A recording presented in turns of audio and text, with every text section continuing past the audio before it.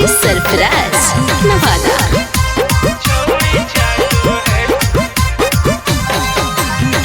आजकल के लड़के पढ़े में बाटे ढक बोले, आजकल के लड़के पढ़े में बाटे ढक बोले कि छौड़ा खा है जिलेबी छौड़ी चाटो है बोले कि छौड़ा खा है जिलेबी छौड़ी चाटो है बोले।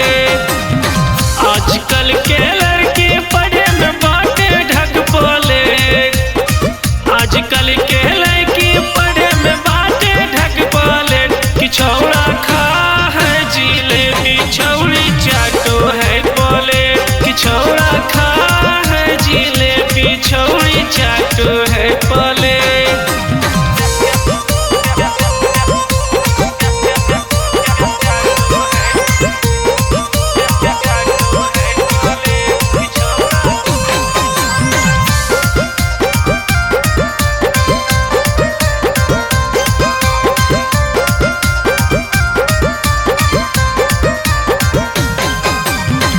कोचिंग के बहाने घूमे नामादा के मॉल में, पुष्पराज फिल्म देखे पटना के हॉल में बहुत छिनार हुई।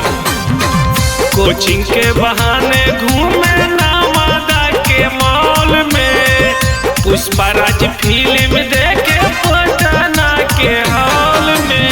बनो है बाबा के परी जोतावे अपन वाला खे, बनो है बाबा के परी जोतावे अपन वाला खे कि छौड़ा खा है जिलेबी छौड़ी चाटो है बोले कि छौड़ा खा है जिलेबी छौड़ी चाटो है बोले।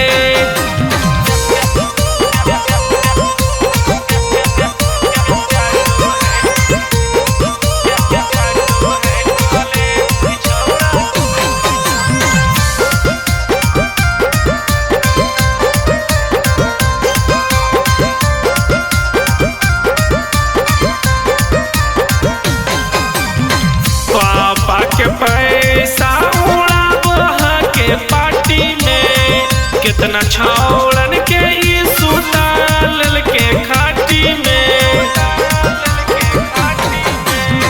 पापा के पैसा उड़ाबो के पार्टी में, कितना छौड़न के ई सुताल के खाटी में। दिने पर दिने अब छौड़ी के बढ़ल जा है पे